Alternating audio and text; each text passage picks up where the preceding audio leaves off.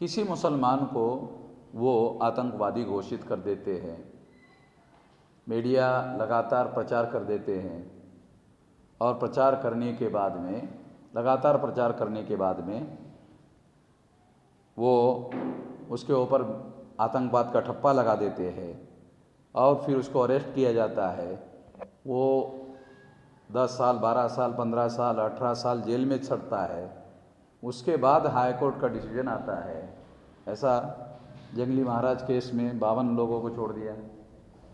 ये जो हिमायत बेग है उसको 2 बार 3 बार फांसी की सज़ा हुई, उसको आजीवन कारावास हुआ और आजीवन कारावास का कारण दिया कि उसके घर में ये RDX मटेरियल मिला।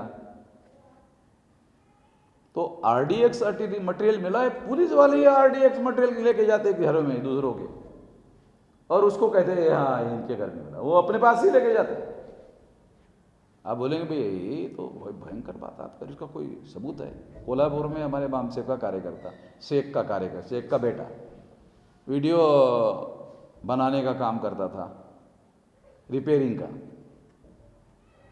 वीडियो रिपोर्टिंग का काम करता था। तो उसने अपने दुकान में CCTV कैमरे लगा रखे। अब पुलिस वालों को पता ही नहीं।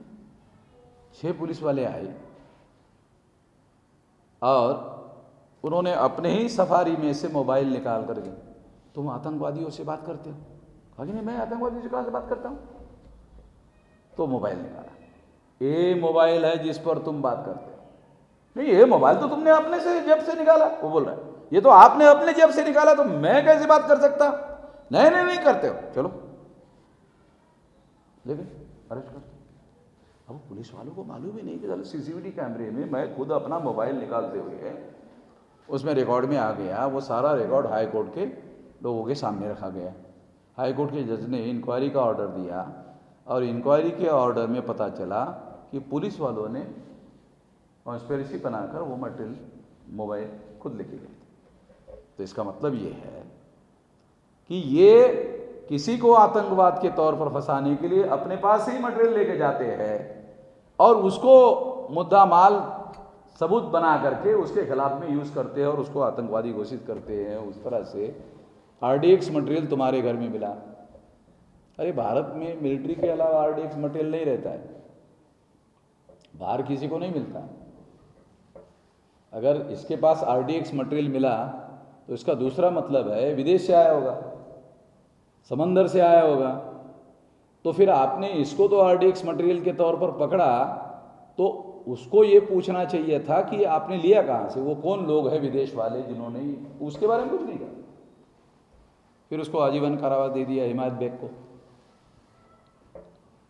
मगर पुलिस वालों ने कोर्ट में जो गवाह दिए थे, उन गवाहों को एक पत्रकार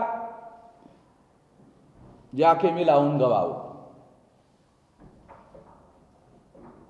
अब उनको मालूम ही नहीं है कि उनके साथ बातचीत करते वक्त उसका रिकॉर्ड जो है वो हो रहा है। तो रिकॉर्ड किया गया कि आपने कोर्ट में ऐसा ऐसा कहा। नहीं, वो तो पुलिस ने बोला ऐसा कहने के लिए। हिमायत बेग तो पूना में था ही नहीं उस दिन, वो तो औरंगाबाद में था।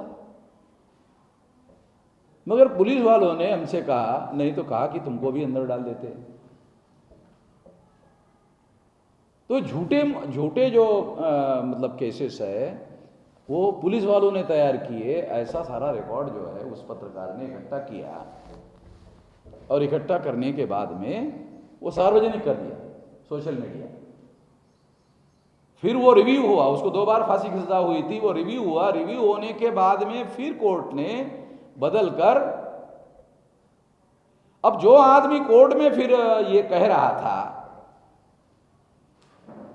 जज ने अपने से कहने हॉस्टेल जल, हाँ जो गवाह होता हा हॉस्टेल जल, हाँ बदल लेला है, पूर्वी हाँ ऐसा मन होता था, अभी वो ऐसा बोलता है, ये हॉस्टाइल हो गया है, इसकी बात को सही नहीं माना जा सकता। जज भी उसके अंदर मिला हुआ।